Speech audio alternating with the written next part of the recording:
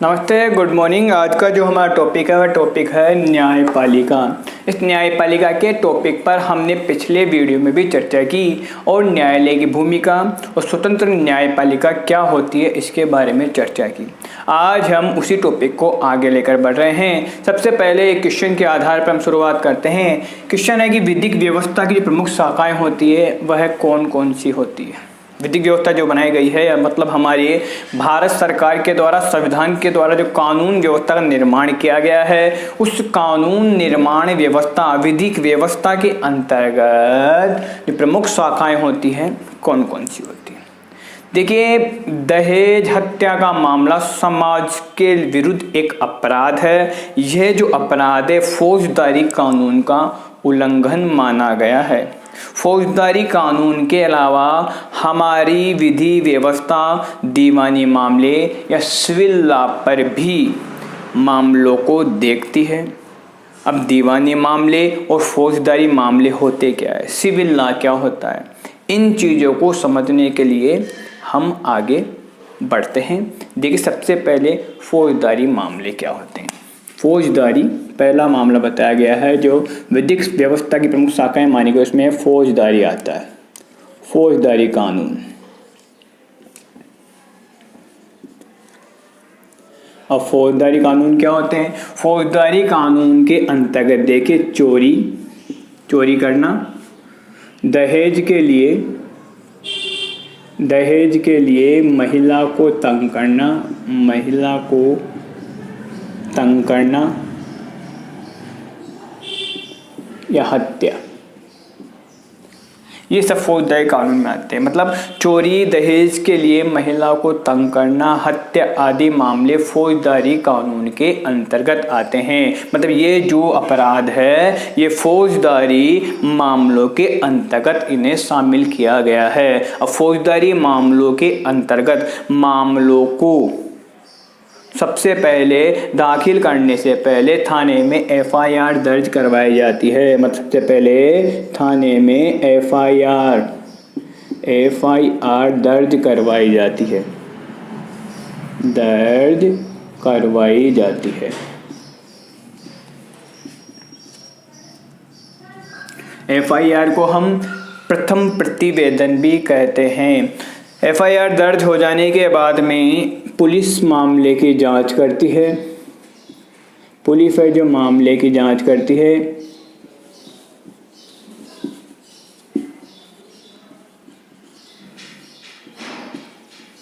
फिर अदालत में जांच करने के बाद अदालत में केस फाइल करती है। अदालत में केस फाइल करना, अदालत में केस फाइल करती है।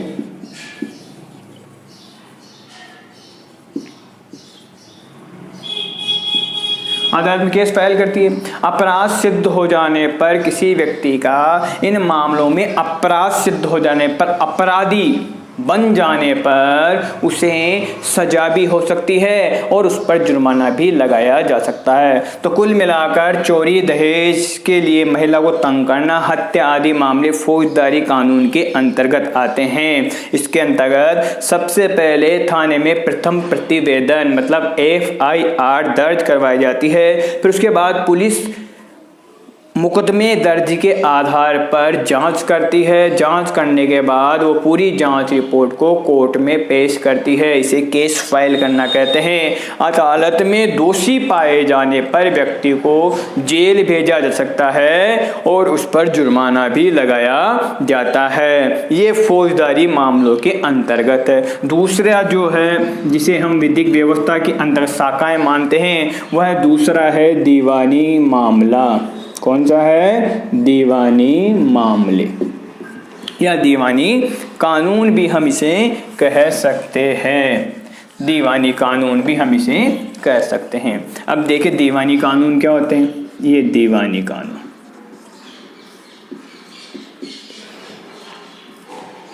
दीवानी कानून के अंतर्गत हम चर्चा करते हैं। दीवानी कानून में जमीन जायदाद,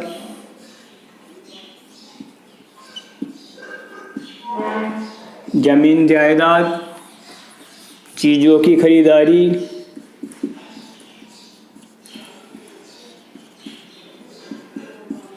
खरीदारी, किराया, तलाक, जो आदि मामले होते हैं, इन मामलों को दीवानी मामलों के अंतर्गत शामिल किया गया है। मतलब जमीन जायदाद, चीज़ों खरीदारी, किराया, तलाक आदि मामले जो होते हैं दीवानी मामलों में आते हैं। दीवानी मामलों में फौजदारी मामलों की विपरीत प्रक्रिया है। इसके अंतर्गत सबसे पहले जो व्यक्ति परेशान प्रतिवादी जो व्यक्ति है, जिस व्यक्ति के साथ में दीवानी कानून की ये जो व्यवस्थाएं दी गई है, इन व्यवस्थाओं के प्रकार से कोई अपराध हुआ, उसके खिलाफ कोई कार्रवाई हुई है या उसके लिए इन प्रकार की चीज़ों का कोई लेन देन हुआ है, धोखा हुआ है, तो उसके लिए सबसे पहले वो न्यायालय में याचिका दायर करता है। सबसे पहले दीवानी मामलों में याचिका दायर करना। अब याचिका दायर कौन करता है? प्रतिवादी, जो व्यक्ति इससे प्रभावित होता है। तो प्रभावित पक्ष के द्वारा याचिका कोर्ट में दायर की जाती है। याचिका दायर के लिए उदाहरण देखते हैं हम। अगर मान लीजिए मामला किराए से संबंधित है, उदाहरण देख रहे हैं ना हम, क्योंकि दीवानी मामले में जमीन जायदाद, चीज़ों खरीदारी, किराया, तलाक आदि आते हैं, तो उदाहरण के रूप में हम देखते हैं किराया संबंधी।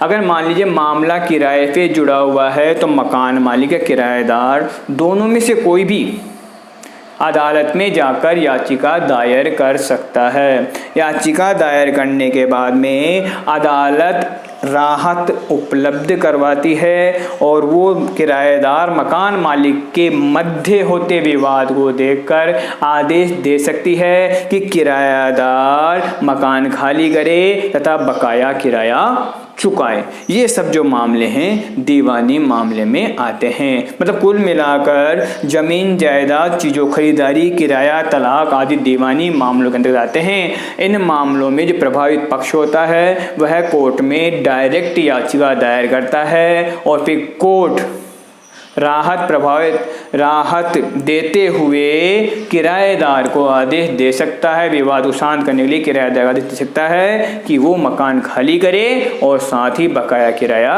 चुकाए। तो हमारी जो विधि सहायता की प्रमुख शाखाएं हैं वो है फौजदारी और दीवानी कानून के मामलों के अंतर्गत। मतलब दो प्रकार की अदालत हो गई, एक फौजदारी कानून की अदालत और एक दीवानी मामलों की अदालत। ये दोनों जो है मजिस्ट्रेट न्यायाधीश के अंडर में रहकर कार्य करती है। फिर हमारा अगला क्वेश्चन है, क्या हर व्यक्ति अदालत की शरण में जा सकता है? जाहिर सी बात है, भारतीय संविधान हर व्यक्ति को बराबर समानता का अधिकार देता है। कानून की नज़रों में हर व्यक्ति समान है। तो इस प्रश्न का उत्तर आपको इससे मिल गया होगा, क्या हर व्यक्ति अदालत की शरण में जा सकता है? जी हाँ, हर व्यक्ति अदालत की शरण में जा सकता है। भारतीय संविधान हर व्यक्ति को बराबर का अधिकार देता है, चाहे वो अमीर हो, गरीब हो, गोरा हो या काला है। अगर किसी व्यक्ति को लगता है कि उसके मौलिक अधिकार जो उसे संविधान के द्वारा प्रदान किए गए हैं उनका हनन हो रहा है, उनका उल्लंघन हो रहा है, तो इन अधिकारों को वापस पाने के लिए, इन अधिकारों को बहाल करवाने के लिए उच्च न्यायालय, सर्वोच्च न्यायालय में जा सकता है और वहां पर न्यायालय उनके अधिकारों को बहाल करने का अधिकार जो है, उनका अधिकार वापस बहाल करेगा। ऐसी व्यवस्था इसमें बताई गई है। परंतु आप लोगों ने देखा होगा, बहुत बार होता है कि अमीर व्यक्ति पैसों के दम पर कानून प्रक्रिया को प्रभावित करने की कोशिश करते हैं। कुल मिलाकर गरीब व्यक्ति जो होता है वह पैसों के अभाव में कानून से इंसाफ पाने में पिछड़ जाता है। अगर वह गरीब व्यक्ति मान लीजिए दिहाड़ी मजदूर है, डेली कमाता है, डेली खाता है, तो उसके लिए और ज़्यादा समस्या पैदा हो जाती है। पैसों के अभाव में वह कानून के अंतर्गत अपने साथ हो रहे अपराध को, अपने साथ हो रहे अत्याचार को कोर्ट में नहीं ले जा पाता है। इन्हीं व्यवस्था को देखते हुए, इसी समस्या को देखते हुए माननीय सर्वोच्च न्यायालय के द्वारा 1980 में सर्वोच्च न्यायालय के द्वारा 1980 में एक नई व्यवस्था की शुरुआत की गई, जो हर व्यक्ति को, गरीब से गरीब व्यक्ति को न्याय दिलाने के लिए की गई। सर्वोच्च न्यायालय की तरफ से एक बहुत ही बढ़िया शुरुआत थी। इस शुरुआत को नाम दिया गया है जनहित याचिका। जनहित याचिका। इस जनहित याचिका को आ जाने के बाद में गरीब से गरीब तबके को भी न्याय से वंचित नहीं होना पड़ता था। मतलब गरीब से गरीब व्यक्ति भी अब न्याय प्राप्ति के लिए न्यायालय से आस लगा सकता था। जनहित याचिका क्या होती है, देखिए इसे समझते हैं। जनहित याचिका के लिए पहले से मिटा देते हैं। जनहित याचिका पढ़ेंगे हम। जनहित याचिका, अब देखिए जनहित याचिका क्या होती है। जनहित याचिका, जनहित याचिका देखिए, जो व्यक्ति गरीब है, जो असहाय व्यक्ति है, उन व्यक्तियों को पैसों के अभाव में न्याय से वंचित ना होना पड़े, इसके लिए माननीय सर्वोच्च न्यायालय ने 1980 में एक प्रकार की व्यवस्था की शुरुआत की, जिस व्यवस्था के अंतर्गत इन न्याय से वंचित लोगों के लिए कोई भी सामाजिक संस्था या कोई भी दूसरा व्यक्ति इनके लिए कोर्ट में याचिका दायर कर सकता है। मतलब जनता के हित के लिए, असहाय व्यक्ति के लिए कोई भी सामाजिक संस्था या कोई दूसरा व्यक्ति याचिका लगा सकता है, जिनसे इन्हें न्याय से वंचित ना होना पड़े। अब देखिए सर्वोच्च न्यायालय ने न्याय प्रक्रिया को बहुत सरल कर दिया है। न्याय सबकी पहुंच में हो, न्याय तक सब की पहुंच हो, गरीब से गरीब व्यक्ति को भी न्याय मिले, इसके लिए सर्वोच्च न्यायालय के द्वारा इस जनहित याचिका को बहुत सरल बना दिया गया है। अब कोई भी व्यक्ति सर्वोच्च न्यायालय या उच्च न्यायालय,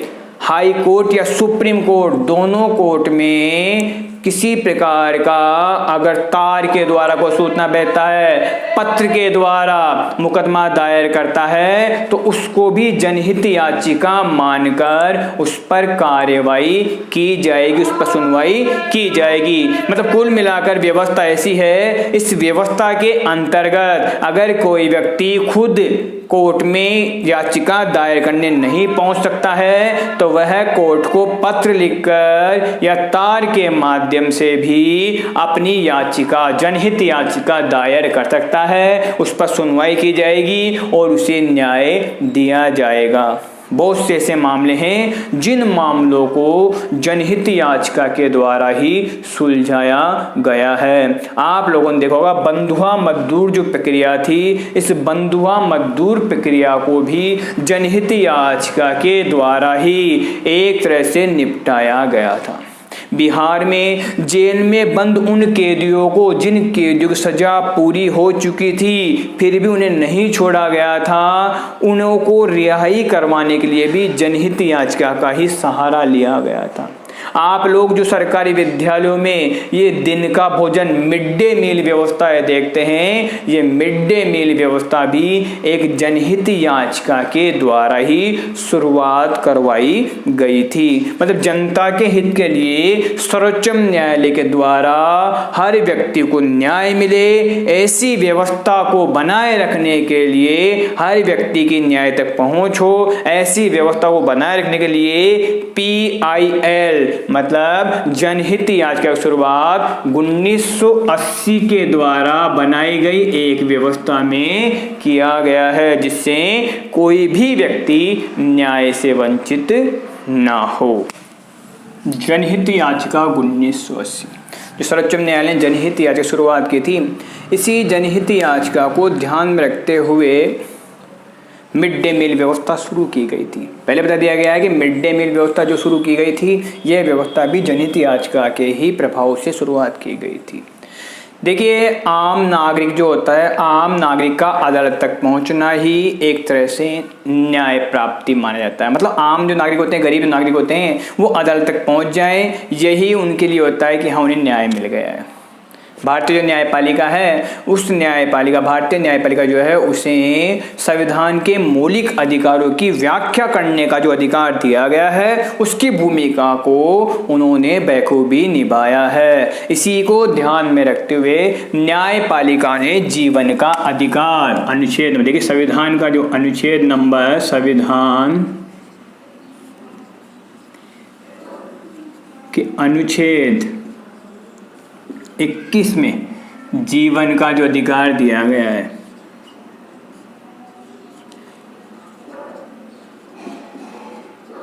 जीवन का जो अधिकार दिया गया है ना, उसी जीवन के अधिकार में भोजन के अधिकार को भी शामिल किया गया है। और इसी बात को ध्यान में रखते हुए न्यायालय के द्वारा राज्य सरकारों को आदेश दिया गया है कि वे दोपहर के भोजन मिड डे मील के साथ सभी लोगों को भोजन मुहैया कराने की व्यवस्था करे। मतलब मिड डे मील तो मिल ही रहा है, दोपहर का जो भोजन मिलता है उसके साथ में वो इस प्रकार की व्यवस्था करें कि भारत में कोई व्यक्ति भूखा ना सोए, साथ ही हर व्यक्ति को भोजन मुहैया हो, ऐसी व्यवस्था करने के लिए वह कदम उठाए। सर्वोच्च न्यायालय ने जो आदेश दिया उस आदेश की पालना बहुत हद तक की जा रही है, परंतु बहुत से सर्वोच्च न्यायालय के निर्णय होते हैं या न्यायालय के निर्णय होते हैं वह निर्णय लोगों के साथ में अच्छे भी होते हैं बुरे भी होते हैं। बहुत से लोग मानते हैं कि बहुत बार न्यायालय द्वारा निर्णय सुनाए जाते हैं वह आम लोगों के लिए नुकसानदायक भी होते हैं, ऐसा आम लोग मानते हैं। अब देखिए आम न्याय तक आम लोगों की पहुंच को प्रभावित करने वाले जो मुद्दे होते हैं उनमें एक मुद्दा यह भी है कि हमारी जो न्याय व्यवस्था है उस न्याय व्यवस्था में किसी भी मामले या विवाद की कार्यवाही की सुनवाई होते होते एक लंबा समय लग जाता है। इसलिए बहुत बार कहा भी जाता है इंसाफ में देरी मतलब इंसाफ का कत्ल। हमारे यहाँ पर बहुत से मुद्दे ऐसे हैं जिन मुद्दों के लिए, जिन केस के लिए या जिन मामलों की सुनवाई होते होते उस सुनवाई से न्याय पाने की आशा लगाए रखने वाला व्यक्ति खुद इस दुनिया से चला जाता है, तब तक सुनवाई उसकी पूरी नहीं होती है। तो ये एक बहुत बड़ा मुद्दा है जो न्याय तक आम लोगों की पहुंच को प्रभावित करता है। फिर भी हम ये मानते हैं कि भारतीय न्यायपालिका ने भारतीय संविधान के अंतर्गत लोकतांत्रिक व्यवस्था दी गई है उस लोकतांत्रिक व्यवस्था की बहुत हद तक सुरक्षा मुहैया करवाइए। भारतीय न्यायपालिका कार्यपालिका और विधायिका की शक्तियों पर अंकुश लगाती है जिससे आम नागरिकों को उनके हितों और अधिकारों की रक्षा होती है। हमारे संविधान निर्माता थे, उन्होंने एक इस प्रकार की न्यायपालिका का सपना देखा था जो स्वतंत्र हो और निष्पक्ष हो। ऐसी ही न्यायपालिका उन्होंने हमें उपलब्ध करवाई। ये हमारे लोकतंत्र का एक बुनियादी पहलू है। कार्यपालिका और विधायिक शक्तियों पर जो अंकुश न्यायपालिका ने लगा रखा है इसी के तहत हम लोग अपने अधिकारों को पा पाए हैं। अभी एक डायग्राम आपके सामने दिया गया है। इस डायग्राम में सन 2019 तक की भारतीय न्यायाधीशों की संख्या के आधार पर रूपरेखा बताई गई है। देखिए 2019 तहत भारत में जो न्यायाधीशों की संख्या होती है उसके बारे में बताया गया है। सबसे पहले उच्चतम न्यायालय जिसे हम सुप्रीम कोर्ट कहते हैं, सुप्रीम कोर्ट के अंतर्गत नवंबर 2019 की स्थिति के आधार पर 34 न्यायाधीशों के पद स्वीकृत किए गए थे और नवंबर 2019 तक 34 जो न्यायाधीश थे वह कार्यरत थे, मतलब एक भी पद खाली नहीं था। सर्वोच्च न्यायालय के अंतर्गत जितने भी न्यायाधीश उस समय चाहिए थे वह न्यायाधीश के पद पूरी तरह भरे हुए थे और वो सभी न्यायाधीश कार्यरत थे। फिर उच्च न्यायालय मतलब हाई कोर्ट जिसे हम कहते हैं जो हर राज्य में कोर्ट होता है उसके अंतर्गत 1079 पद स्वीकृत किए गए थे। उनमें से 655 655 पदों पर नवंबर 2019 तक 655 पदों पर न्यायाधीश कार्यरत थे, जबकि 424 न्यायाधीशों के पद नवंबर 2019 तक खाली थे। इसके अलावा अधीनस्थ न्यायालय जो होते हैं, जिन्हें हम निचली अदालतों के नाम से जाने जाते हैं, जो प्रत्येक जिले या तहसील में स्थित होते हैं, उनकी जब चर्चा करते तो 22,644 पद उस समय स्वीकृत किए गए थे। उनमें 17,509 पदों पर हमारे अधीनस्थ न्यायालय के न्यायाधीश महोदय मौजूद थे, जबकि 5,135 ऐसे अधीनस्थ न्यायालय थे जिनमें न्यायाधीशों की नियुक्ति उस समय रिक्त चल रही थी। मतलब इस रूपरेखा के आधार पर आज भी हमारे बहुत से न्यायालय ऐसे हैं जहां पर न्यायाधीशों की रिक्तियां है, उनको भरेंगे तब जाकर आम जनता के निर्णय को, आम जनता तक न्याय की पहुंच हो पाएगी। तो यह टॉपिक न्यायपालिका के अंतर्गत था। कल हमने जो टॉपिक पढ़ा था उस टॉपिक के अंतर्गत हमने ये डायग्राम बनाया था। इस डायग्राम के द्वारा हमने समझा था कि निचले स्तर पर बहुत सी अदालतें होती है, जबकि ऊंचले स्तर पर जाने के बाद में हमारी न्यायिक प्रणाली है वह एकीकृत न्याय प्रणाली है। मतलब यहाँ पर जो सर्वोच्च न्यायालय है, मतलब सबसे ऊंची जो न्यायपालिका है, उस न्यायपालिका के द्वारा सुनाया गया निर्णय निचली सभी अदालतों को मानना पड़ता है। ये जो न्यायपालिका है ये हमारे देश की राजधानी नई दिल्ली में स्थित है, जबकि इसके दूसरा चरण था वो था उच्च न्यायालय। उच्च न्यायालय जिन्हें हम हाई कोर्ट भी कहते हैं। ये हाई कोर्ट हर राज्य के अंतर्गत स्थित होता है और राज्य जो कहीं जिलों में बटा हुआ होता है, इन जिलों के अंतर्गत आने वाले न्यायालय को अधीनस्थ न्यायालय कहा जाता है। ये हमारे न्यायपालिका की भूमिका, स्वतंत्र न्यायपालिका और साथ ही भारत में न्यायाधीशों की संख्या और भारत सरकार के जो न्यायालय हैं, न्यायपालिकाएं हैं, उन न्यायपालिका द्वारा की गई शुरुआत व्यवस्था PIL जनहित याचिका 1980 के बारे में हमने चर्चा